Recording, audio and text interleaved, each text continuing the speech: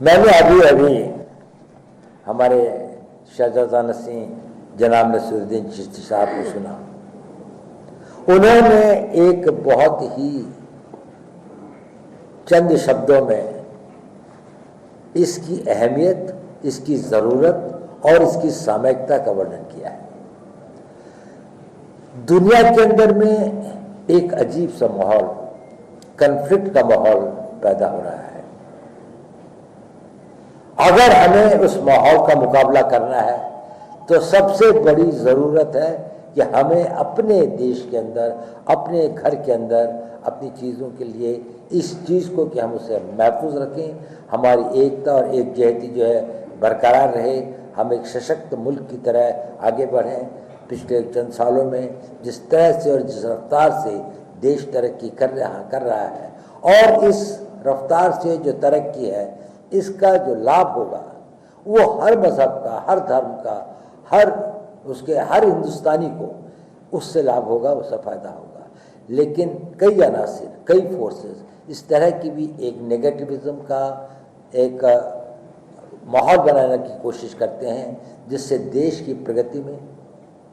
बाधा पड़ती है, रुकावटें पड़ती हैं। चंद लोग जो धर्म के नाम पर या किसी और विचारधारा के नाम पर हिंसा का, दो लोगों के अंदर वैमनस्य पैदा करने का, लोगों के अंदर में कॉन्फ्लिक्ट क्रिएट करने का प्रयत्न करते हैं, उसका प्रभाव पूरे देश पर होता है, देश के अंदर भी होता है और देश के बाहर भी होता है। उसका कारण यह है कि एक बहुत बड़ी जनसंख्या, एक बहुत बड़ी मात्रा में लोग, आप जैसे लोग शायद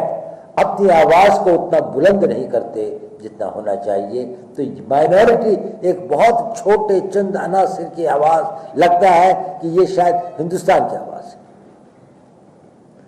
और अगर हमें इसका मुकाबला करना है तो जैसे कि शहजादा नसीर साहब ने बिल्कुल दुरुस्त फरमाया कि हम लोगों को एक मूक स्पेक्टेटर की तरह, एक चुपचाप सहने वाले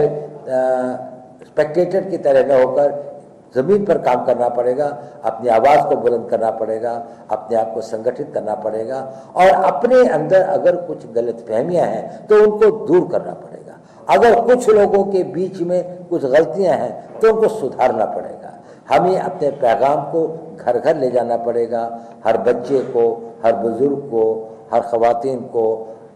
समाज के हर तबके को ये महसूस कराना पड़ेगा कि वो दिल से इस चीज़ को महसूस करे कि हमारा एक मुल्क है, एक मुल्क जिस पे हमें फ़ख्र है, जहाँ पर हर धर्म स्वतंत्रता से अपनी धार्मिक को वो कर सकता है, जहाँ पर विभिन्न धर्म सैकड़ों वर्षों से यहाँ पर उन्होंने वो किया और इस देश की तरक्की और इस देश को आगे बढ़ाने में उन सब का एक बहुत बड़ा किरदार है। देखिए, मेरे एक अजीज़ दोस्त हैं, उन्होंने मुझे ये वाक़या बताया था कुछ वक्त पहले कि हिंदुस्तान के पॉलिटिकल साइंस में जहाज वर्ड कब शुरू हुआ, कब इस पॉलिटिकल साइंस के अंदर में मुस्लिम्स ने ये वर्ड कब यूज़ किया। तो ऐसा था कि 1915 के लगभग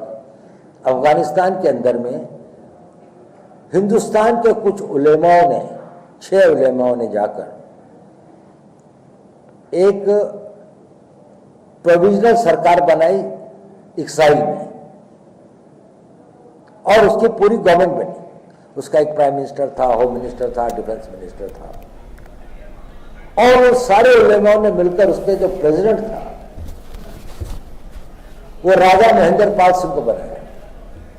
यानी जिहाद तो था, जिहाद था बुराई के खिलाफ, अन्याय के खिलाफ, विदेशी उसके खिलाफ, लेकिन जिहाद का मतलब ये नहीं था कि ये किसी धर्म के खिलाफ था। मिल्लत टाइम्स को आपकी जरूरत है, हमारी आप माली मदद करें।